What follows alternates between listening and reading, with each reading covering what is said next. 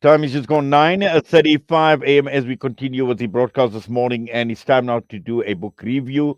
We are talking of the book, the story of Ibrahim alayhi salam, which is a children's book with Azima Mohamed. Now, Azima is a mom to a boisterous 10-year-old boy, as well as a full-time corporate management consultant, and part of the creative writer and a charity partner of Penny Appeal South Africa. Sister Azima, Assalamu alaikum wa rahmatullahi wa barakatuh, and welcome. Walaikum assalam. Jazakallah so much. Yes, Jazakallah to you as well, and obviously being an author of children's books. Now, before we get to the story of Ibrahim alayhi salam, reading is extremely important, and I think in the life of a child, books mean so much, and the main thing is for them to read the right books. And for someone like yourself, an author of children's books, I'm sure uppermost in your mind that inspire children, inspire them to read, but also inspire them with a message. Yes. No, definitely. I'm an avid reader as well, and I wanted to pass on this love of books to my son. He grew up with a storybook every night before bed, and many of them were based on Islamic teachings. I also taught a grade R madrasa class for a term, and I love their questioning and inquiring minds, especially during story time. But as I read the books, I actually grew frustrated at the simplification of the stories for children. I found that when the context was removed, all the stories read along the lines of the prophet preached, the people disobeyed, and then they were punished. And for me, this didn't inculcate the love and understanding of our history that I wanted to impart to my child. So while I understand that children don't really understand all the concepts at that tender age, I wanted to share more depth. And this really started my journey to search for all information that I could. And I thought the Prophet Ibrahim alayhi salam was a great place to start. Well, definitely, and I'm sure that having a son of your own, a child of your own, inspired you to a large extent to actually write the book, because what you want for your child is what you would like to have for everyone else. And I'm just looking at obviously the cover coming up, the story of Ibrahim alayhi salam, Azima Mohamed Patel, and illustrated by Nadira Khan. Let's talk about the inspiration in a lot more detail in terms of what really inspired you, Azima. So, it's very much what I said around simplifying the stories so that our children can understand what Islam is really about and what happened with the prophets really, without taking away any of the parts that people would usually just gloss over for children.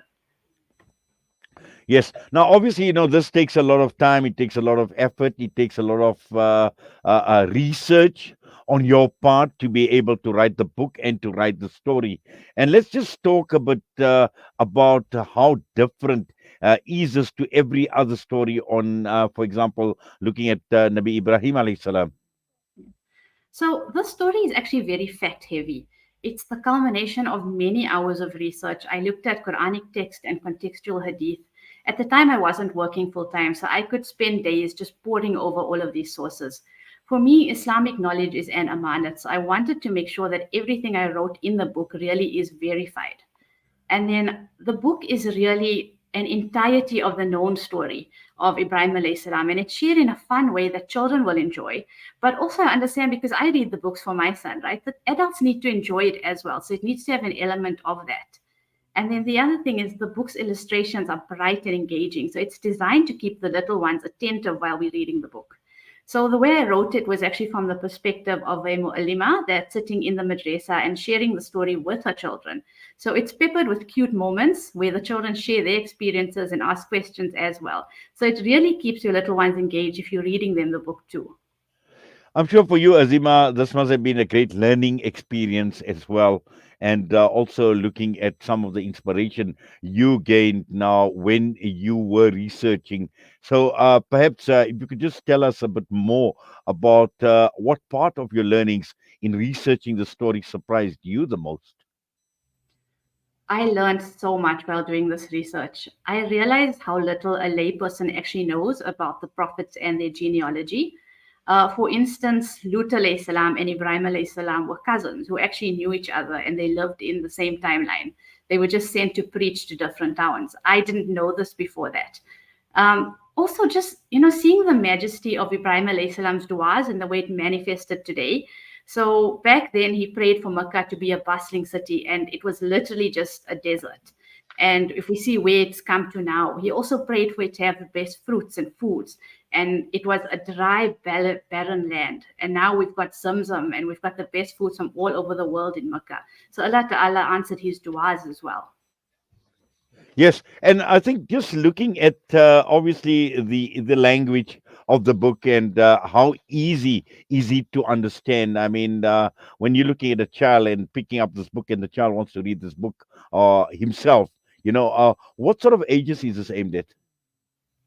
So we're really looking at about six, where you'd still read to the child, and all the way up to, I would say, about 12, 13 for them to read it themselves. However, I've had so many adults, so moms come and tell me that they started reading the book and just ended up finishing the entire book just for themselves because the way it's written is just it's quick and engaging, and they also learn so much. So as much as it's for children, everybody enjoys it. Well, definitely, and I think obviously, we see so much at this point in time talking about the Abrahamic faith and Ibrahim alayhi salam. It's a lot of talk, and I think for us adults as well, I think it's important because we go to madrasa, we leave madrasa, and then we forget. And we do very little reading. So, these are reminders, and it's just amazing, just from children's books alone, how much knowledge we as adults gain. So there's a lot of value for each and every one, and I'm sure you've had all of that in mind when you wrote this book, Azima. Definitely. I wanted it to be something I would like to. Brilliant. Now, just as far as availability is concerned, is of the book.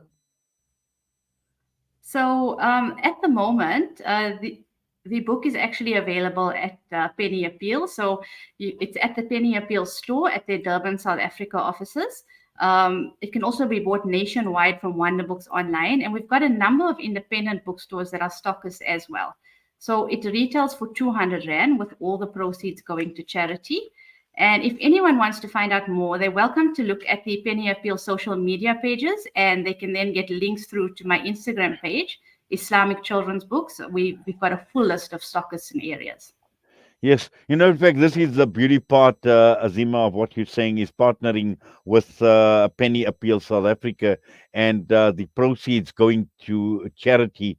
So, in more ways than one, there is a lot of value add. On the one hand, gaining wonderful knowledge, educating our young children, educating ourselves, and at the same time, doing your bit for humanity by giving charity. So, all of this actually put together is absolutely amazing. And I think, with the right intention, with the right niyyah as well, alhamdulillah, inshallah, it will go actually a long way to make this book a top seller, inshallah.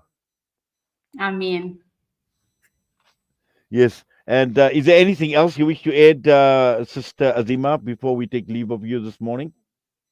so I actually just wanted to add a bit of the inspiration around why it needed to go to charity. So Penny Appeal's got many worthwhile projects, right? They've got Feeding Our World and the orphan sponsorship and thirst relief. And I kept remembering this hadith from the Prophet ﷺ that basically states that drinking water is the best charity. So my goal around this is to be able to raise enough to build a borehole, which will benefit a Malawian rural village in Africa for many generations to come. So currently, the women spend a large portion of their day just walking to collect water and carrying these heavy containers back. So I'm inspired to be able to change their lives for the better, inshallah. And Penny Appeal does such phenomenal work in building the water wells and boreholes, and the feedback is also timeless. So, alhamdulillah, at the moment, we've raised enough money from the book to be able to build a well, but I'd like to rather accumulate that and finish a borehole, which is much more, it will give them much more benefit. Well, definitely. In fact, I quite like the idea, and you're talking about water. And again, we look at the story of Ibrahim alayhi salam, the well of Zamzam. So so appropriate in terms of what you intend to do with the proceeds of the book, Sister Azima. So, alhamdulillah, Allah Ta'ala accept, Allah reward your intentions and also all the effort that you've put in. And we must say, Mubarak we also need to congratulate you on the writing of this book. And I'm sure it's going to add a lot of value in more ways than one, both to the reader and also to those who will contribute. And like you mentioned, water is the best form of charity, Sawabe Jaria as well. So people can actually buy the book with this intention as well, that, this is what they want for those that have passed on. So there are multiple intentions and motivations for actually buying this book. So, inshallah, we hope all goes well. But once again, Jazakallah for your time. Assalamu alaikum wa rahmatullahi wa barakatuh. Jazakallah khair. Wa alaikum assalam. That is Azima Mohamed Patel, the author of the book of the story of Ibrahim alayhi salam. And as you mentioned, you can get it at a number of independent bookstores as well, and also Penny Appeal South Africa. Remember, the book is going for a good cause. The proceeds obviously will go towards charity and the building of wealth. And let us take advantage of this, because this is Isale Thawab. This is perpetual reward, not only for us, but also we can do it on behalf of many of our loved ones that have actually passed on. And what better way to contribute, so that Allah Ta'ala make it easy for them. Allah Ta'ala make it easy for them in their qabrs. Allah grant them forgiveness as well. And more importantly, salvation, which we all seek. The time is just gone 9:46. We're going to go for a break. We come back. We will be featuring women in media with Mariam Mkwanda this morning.